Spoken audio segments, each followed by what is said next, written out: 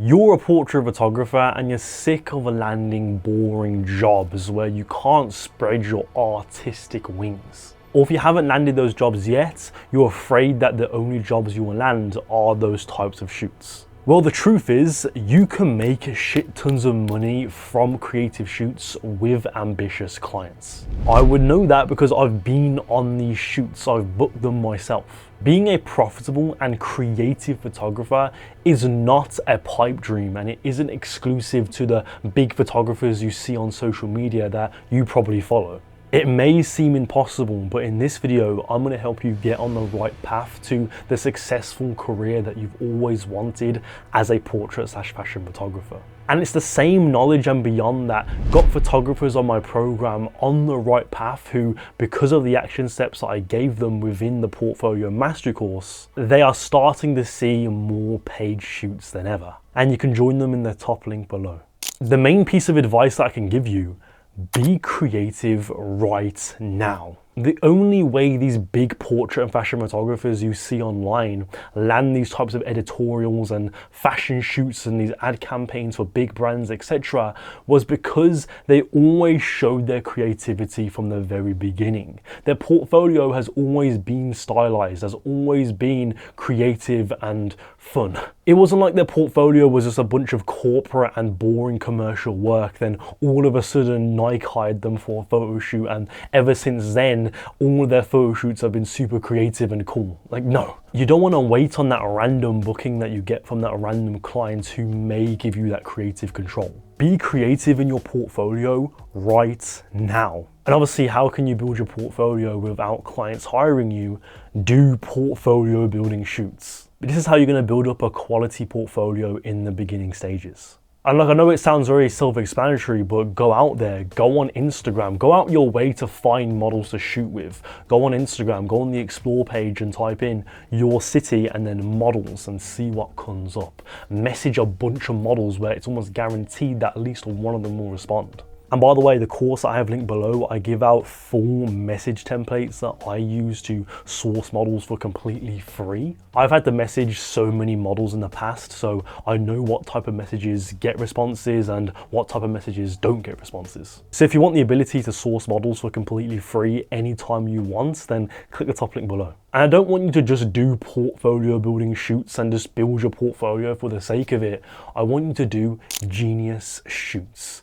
Genius shoots are like a term that I've coined on this channel, and it's a shoot where you plan, budget, and source a team. Planning the photo shoot is where you're putting heavy emphasis on the pre-production phase. You are making a shot list, making a mood board, like thinking about the styling of the photo shoot, a lighting plan, etc. So when you go into the shoots, you're not just freestyling it, you know exactly what to do. Budgeting the photo shoot simply means putting money towards the shoot, because you'll be surprised how many photographers, probably you right now, that don't think that you can put money towards your photo shoot. So you don't think that, you can't go out of pocket for your shoots. Like, the concept, the idea that you can spend your own money on this stuff, and it's not just gear that you spend your money on, is extremely important, because that investment is what is going to land you the most clients. I've invested like $1,000+ into my photo shoot projects, and they're the ones that have landed me clients, not the gear that I bought. And lastly, sourcing a team for the photo shoot,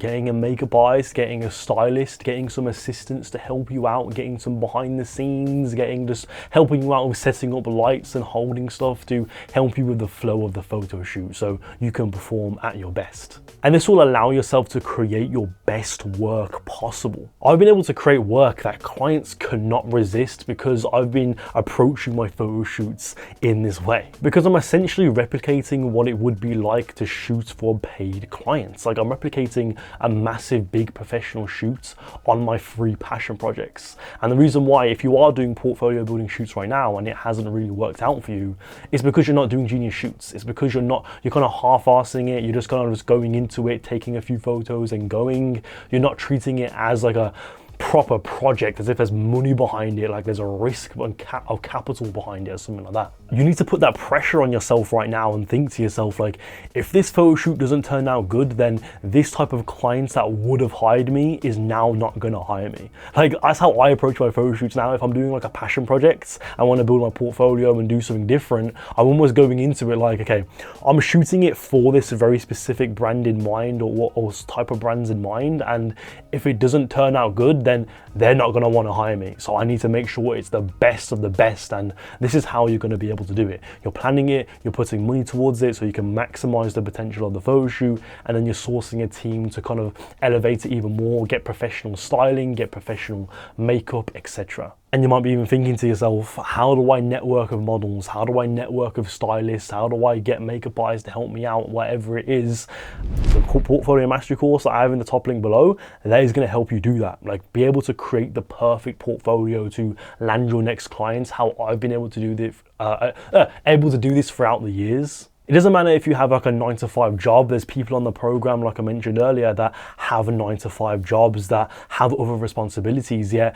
they are still making serious progress. So the action steps that I give you does not take a lot of time at all. Because I give you clear action steps to take, no more like twiddling your thumbs for months being like, what do I do now? Like, how do I build my portfolio? How do I price myself to this client that messaged me, whatever it is? Like, I wish I had something like this when I first started out. I wish I had a place where I can go to where it's like, okay, how do I find my style? Do I want to get into fashion stuff? Do I want to get into portrait headshot stuff? How do I become that creative photographer and get paid a shit ton of money?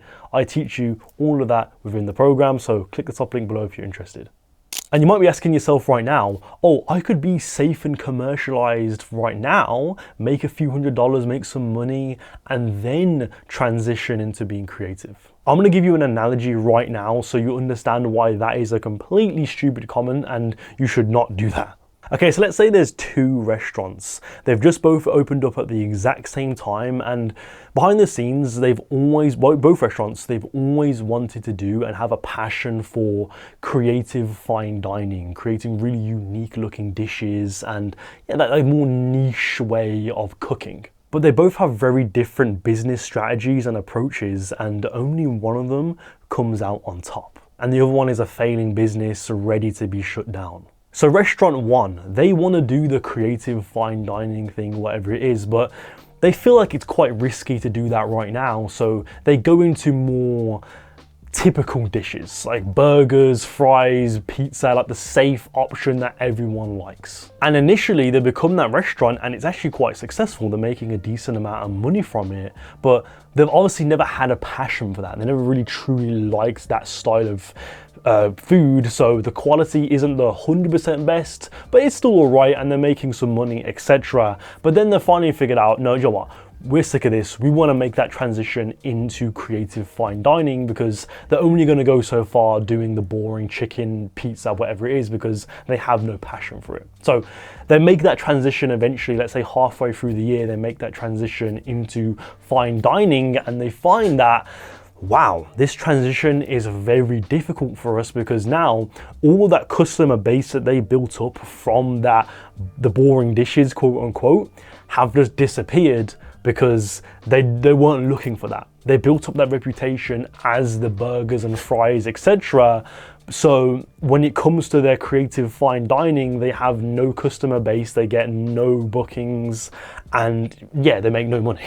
And they've also seen difficulty when it comes to transitioning into a different brand now, because obviously they're rebranding into this fine dining creative thing. So their branding is going to be completely different. It's more sophisticated, etc. And they find it so difficult, and they spent so much money on it. And yeah, it's almost like they're starting from the very beginning, even though they've been in the restaurant business for like 6 months plus. So by the end of it, they find it very difficult, and maybe in the future they become successful, but it's still a very slow start and they're probably on the verge of bankruptcy. But restaurant two, on the other hand, yes, they have the exact same like passion as the restaurant one, but they just took the risk. They went straight into the creative fine dining thing from the very beginning. They didn't mess around with doing chicken and burgers and being safe. They went straight to that type of thing. And yeah, in the initial stages, because it is a more niche way of cooking, they don't get many customers, they don't make much money, but then eventually,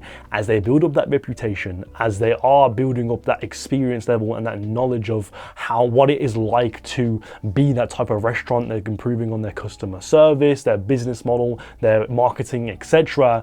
They can master this one subgenre of food. And in the same time frame, let's say at the end of the year, they've become a very successful creative fine dining restaurants compared to restaurant one, who are basically starting from the very beginning when these guys are already successful. Because these guys, they've built up that customer base that want that style of eating, that want that creative fine dining dishes. They've also built up that reputation of being that type of person, or type of restaurant, sorry. But obviously restaurant one did the opposite. They didn't commit to one thing. They just kind of bounced around other things, and obviously they weren't successful. And it's the same thing with your photography. Don't think that you can be the safe and commercialized photographer or the burgers and fries photographer, then all of a sudden transition into the creative fine dining or the creative editorial photographer. Because what's the worst that could happen when you just stick to being creative and taking that risk? Because at the end of the day, being creative or safe makes the same amount of money, or really the creative one probably makes more money than the commercialized one. So you might as well pick the one that is the more fun option, which is the creative side. So hopefully after that analogy, I've convinced you with like what you need to truly be pursuing and approaching in your portfolio. And if you found this video useful and you find my other videos useful too, you might as well check out the full guide, all of my knowledge into one course in the top link below. And like I mentioned earlier, it's a full step-by-step guide to building up a profitable portrait photography business. I want to get you on that clear path to success. I want to tell you exactly what you need to do to make this your career. And best of all, become profitable within the niche of being a creative portrait photographer. Not just how you can make money, but also how you can make money from the jobs that you want to actually get paid for.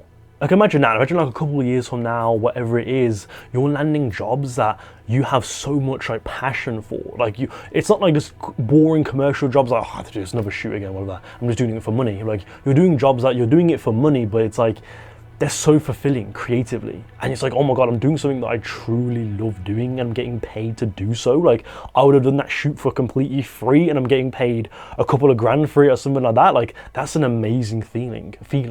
And I've been able to turn that into my reality. And I want to help you get there 10 times faster than I did. So click the top link below if you're interested in that.